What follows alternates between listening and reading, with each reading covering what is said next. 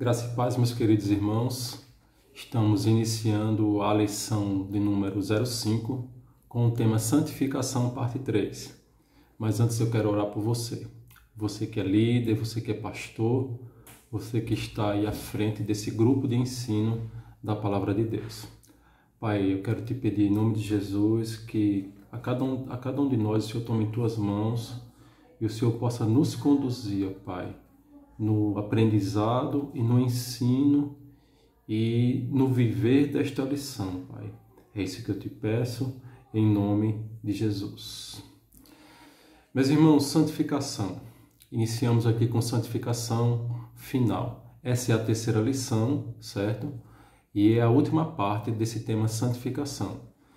E o que nós temos aprendido nessas lições é que há um processo de início, meio e fim nessa caminhada de santificação.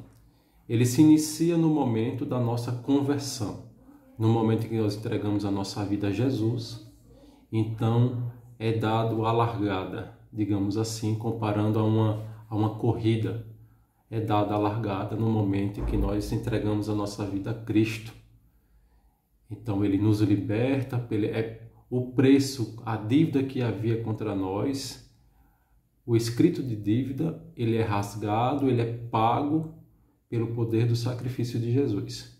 Daí iniciamos o processo e vamos dando continuidade com o crescimento, com o desenvolvimento, adquirindo fundamentos para a nossa vida, fundamentos que vão nos ajudar a caminhar, que vão ajudar a estabelecer a nossa vida conforme a palavra de Deus, e é a palavra que nos dá esses fundamentos, ela é a nossa fonte, ela é o nosso alimento. Então, a partir dela, vão sendo construídos em nossa vida fundamentos, rumo ao processo em que vamos encontrar com Cristo, onde teremos o nosso corpo transformado. Irmãos, aqui, tópico 5, temos aqui santificação final. Temos aqui alguns versículos que vão nos conduzir nesse entendimento desse processo. Lá em Gálatas 5,16, a palavra nos ensina que há uma guerra da carne contra o espírito, né? Então e a Bíblia nos orienta o quê? Que nós devemos andar em espírito e não satisfazer as vontades da nossa carne. Há um conflito interior, irmãos. Tem vários versículos aqui nesse primeiro tópico, que há um conflito interior, também a respeito de um novo nascimento, nós nascemos de novo, né? Outra coisa, uma necessidade de transformação, nossa carne precisa de transformação, né? Nós seremos transformados nesse momento final, né? Na finalização, é o momento da transformação, onde teremos o nosso corpo glorificado, né?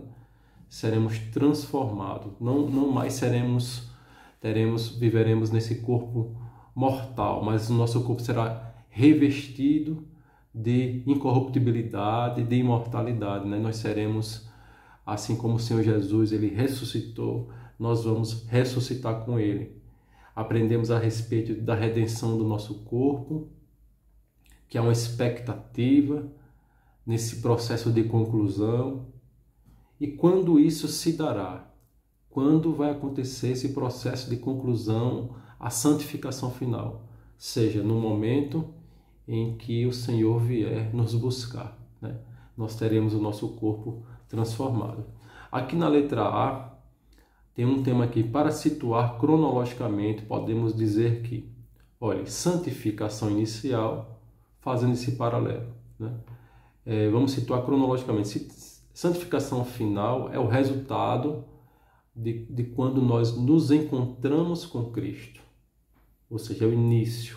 Santificação progressiva, que é esse momento que estamos vivendo, nós que entregamos a nossa vida a Cristo, é um momento de preparação, onde já foi falado que nós recebemos bases, fundamentos e permanecemos e vamos caminhando, né, de glória em glória, né, sendo ensinados, sendo revestidos, aprendendo mais do Senhor. E já na etapa final, na santificação final, ela só será alcançada na volta do Senhor Jesus. Na letra B, tem aqui o tema, até que o corpo seja glorificado, o que fazemos com ele? Olha, irmãos, como já foi dito aqui lá em Gálatas 5,16, que há uma luta, né? Há uma luta entre a carne e o espírito. O apóstolo Paulo, lá em 1 Coríntios 9:27, ele diz que ele subjuga o corpo dele à servidão, né? A gente realmente procuramos dizer não às vontades da nossa carne. Isso é subjugar. É como Jesus disse, aquele que quiser vir após mim, negue-se a si mesmo, né? Tome a sua cruz e siga-me. Então, nesse momento em que nós estamos negando as vontades do nosso corpo, da nossa carne, que é a inclinação para a morte, nós estamos subjugando e, ao mesmo tempo, nós estamos sendo exemplos, estamos dando testemunho para outras vidas. Nós realizamos lá em Romanos 12:1, a palavra nos ensina que nós devemos apresentar o nosso corpo em sacrifício. É justamente o fato da gente, os nossos membros, o nosso corpo, eles são para o louvor da glória do Senhor. É para isso que o Senhor nos libertou, para o louvor da glória dele, que nós devemos exercer domínio próprio. Lá em Gênesis 4:7 nós vamos aprender, a palavra nos diz que o pecado jaz à porta, mas sobre ele nós devemos dominar. Nós não somos mais escravos do pecado, eu não sou, você não é mais escravo do pecado. Domine, você tem Jesus, você tem o Espírito Santo, o escrito de dívida foi rasgado, você não é mais escravo. Eu lembro que lá no Velho Testamento havia a figura do escravo de orelha furada. O que isso representa? Quando uma determinada família, alguém tinha uma dívida, essa pessoa, e ela não tinha condições financeiras de pagar essa dívida, não tinha recursos, não tinha propriedade, ela era tomada como escrava, né, para pagar essa dívida. Sendo que ao final, no 7º ano, ela era liberta, ela era considerada dívida paga, que era o ano da remissão, o ano de resgate e remissão. Porém, o que acontecia? Se aquele escravo que estava sendo liberto no ano de remissão, ele amasse ao seu senhor, se diante desses 6 anos que ele, como escravo, ele serviu a esse senhor e ele passou a ter prazer e a servir ao seu senhor por prazer e não meramente pelo pagamento da sua dívida, no 7º ano ele poderia chegar para o seu senhor e dizer, olha, eu quero te servir por amor. Eu não quero, eu sei que é ano de remissão, que o Senhor está me libertando, que a dívida aqui já é considerada paga, mas eu quero continuar te servindo por amor ao meu Senhor. Então esse escravo, ele era chamado de escravo de orelha furada. O seu Senhor furava a orelha dele e ele passava a servi-lo por amor e não mais pelo pagamento de uma dívida. Ou seja, amados, quando nós entregamos a nossa vida a Cristo, nós passamos a servi-lo por amor e não por dívidas e não almejando coisas, mas sim por amor pelo que ele fez por nós, né? A dívida foi paga, tudo que ele fez por nós, o seu amor se manifestou de forma tão grandiosa pelas nossas vidas e nós passamos a servi-lo por amor, então nós somos escravos de orelha furada. Ainda aqui no tópico da linha B, o Espírito Santo nos ajudará. O Espírito Santo, ele intercede por nós, ele nos ajuda nas nossas fraquezas. Nós temos uma capacitação sobrenatural nesse processo de santificação, irmãos. Se não fosse o Senhor que nos ajudasse, se não fosse a intercessão do Senhor, se não fosse o poder do sacrifício, do sangue de Jesus, da palavra de Deus, nós não conseguiríamos, mas há um poder sobrenatural disponível e uma intercessão através do Espírito Santo, porque ele nos ajuda nas nossas fraquezas. No tópico 6, o propósito da santidade. Uma ponte para a intimidade com o Senhor. Meu irmão, sem santificação ninguém verá a Deus. Nós somos purificados Esse processo de santificação, ele nos purifica. Aquele que se aproxima do Senhor, é necessário que ele seja santo. Santidade. Sem santidade, ninguém verá a Deus. Deus sempre esperou uma obediência baseada no amor, né? A palavra nos ensina lá em Deuteronômio que nós devemos amá-lo e guardar os seus mandamentos, né? Então é por amor, como já temos dito, meu irmão. Portanto, o que Jesus ensinou não era algo novo, é por amor, né? Nós servimos ao Senhor por amor. É uma continuidade, santidade deve ser buscada primeiramente por amor, mas não exclui o temor, né? Nós buscamos por amor e temos o temor desse Deus tão poderoso, tão grandioso, tão maravilhoso, mas que mesmo assim, diante de tanto poder, ele se importa com cada um de nós. Por isso que nós o amamos. O temor do Senhor é o princípio da sabedoria. O temor também está atrelado à obediência a Deus. Sim, é o que já falamos aqui. Esse Deus tão grandioso, tão glorioso, no entanto, ele se preocupa com cada um de nós individualmente. Olha aqui, o tópico de número 7 com o tema O Valor da Santidade. Veja bem, quanto vale a santidade? Lá em Mateus 5,30, a passagem vai nos ensinar que se a tua mão te faz pecar, é melhor que você corte a sua mão, né, e vá para o céu sem uma das mãos do que ir para o inferno com as duas mãos. Também em Hebreus 12 diz que 12:4, que nós devemos o que? Dar a vida. Dar a vida. Meu irmão, qual é o mais fácil?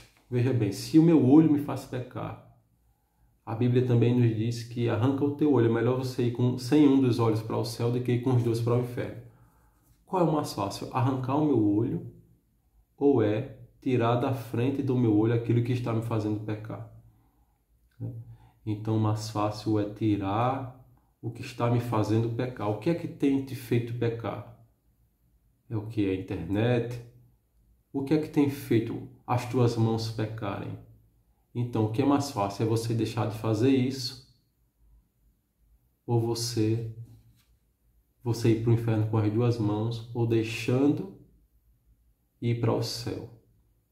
Então, irmão, vamos em nome de Jesus. Há uma capacitação sobrenatural. O Espírito Santo intercede por você. Se estás passando algo que não tem conseguido vencer, chega para o teu pastor, chega e conversa com ele. Pede ajuda, porque em nome de Jesus você será liberto, você será liberta e terás vitória. No tópico 7, nós lemos a letra A, agora a letra B. Protegendo a unção das pequenas impurezas. Lá em em Eclesiastes 10:1, fala da obra do perfumador. Eu acho interessante porque naquela época, a obra do perfumador é algo muito trabalhoso, muito minucioso, muito cuidadoso para que aquela essência ela não fosse contaminada. Era exigido muito trabalho, muita habilidade para poder fazer um perfume, uma fragrância, né? Então, se após essa obra que deu tanto trabalho, ela estando concluída, alguma impureza entrasse nesse frasco de perfume, ele já ia alterar a pureza, a integridade, o aroma até daquele perfume, né? E aqui fala a respeito da mosca, né? Então, irmãos, o processo de santificação é um processo que demanda negar-se a si mesmo, dizer não a este mundo, dizer não à vontade da nossa carne. E muitas vezes por uma mosca, uma pequena impureza que possa tentar nos tentar, que se apresente diante de nós para nos fazer desviar do caminho do Senhor, isso vai colocar por terra todo um processo, todo um processo, uma caminhada de integridade, de posicionamento, de renúncia. Então, que nós estejamos atentos. Na letra C, precisamos da visão correta se queremos ser despertados. Quando Isaías, eu acho interessante lá, quando Isaías 6, ele tem uma visão sobrenatural, né? Nos versículos, no capítulo anterior desse livro, no capítulo 5, Isaías ele apontou a falha de várias pessoas. Ai de vós que adoram outros deuses, prostitutos. Ele começou a apontar. No entanto, quando ele teve um encontro, quando ele se aproximou mais de Deus, Deus deu uma visão a ele, e ele, quando se aproximou, ele passou não a ver o erro dos outros, mas ele fez assim, não ai dos outros, ele fez assim, ai de mim que vou perecendo. Então, quanto mais nos aproximamos do Senhor, nós começamos a ver, a nossa visão é ampliada diante do quanto somos falhos, diante de quanto precisamos mudar na presença do Senhor. Na letra D, há uma provisão divina para nos conduzir nesse processo. O trono da graça, temos um sumo sacerdote, e este sumo sacerdote, segundo a ordem de Melquisedeque, é Jesus Cristo. A palavra assim fica claro e transparente que Jesus ele se fez carne, que ele passou tudo o que nós passamos e muito mais. Ele foi tentado, mas sem pecado. Ou seja, ele sabe o que eu passo, ele sabe o que você passa nesse processo de luta entre a carne e o espírito. Nós temos um sumo sacerdote que viveu tudo o que nós estamos vivendo. Então ele pode interceder por você, ele sabe o que você está passando nesse momento, ele sabe a luta que eu vivo, ele sabe a luta que você vive. Então ele intercede por nós. Outra coisa, lá em 1 Coríntios 10, 12, a tentação, amados, mesmo que a tentação se apresente diante de nós, a palavra nos ensina que o Senhor ele dá um escape, né? Não há tentação que se apresente que a gente não possa resistir. Pelo contrário, ele dá um escape, porque nós somos capacitados, tem uma capacitação sobrenatural para que a gente venha vencer as tentações. Olha, mas aqui no finalzinho da lição, oração diária, né? Nós devemos vigiar, estar vigilantes nesse processo de santificação. É necessário vigilância, precisamos estar atentos, porque o diabo, o inimigo de nossas vidas, o nosso adversário, ele é astuto. Então ele vai tentar de toda forma fazer com que esse processo ele seja interrompido, né? Com que pare, com que nós caiamos. Então, em nome de Jesus, eu quero declarar sobre a tua vida que esse processo, cada dia você vai se aprofundar mais em intimidade com Deus. A Bíblia nos diz que aquele que é limpo se limpe mais, e quem é sujo se suje mais. Amados, vamos nos limpar cada dia mais, vamos vigiar, vamos estar atentos, vamos buscar ao Senhor em oração, vamos nos munir das armas espirituais que estão disponíveis, a palavra de Deus, a oração, né? O jejum, a meditação, em nome de Jesus, é o que eu declaro sobre a sua vida. Seja santo, sejamos santos, porque o nosso Deus é santo, e sem santificação ninguém verá a Deus. Deus te abençoe, em nome do Senhor Jesus Cristo. Fique na paz.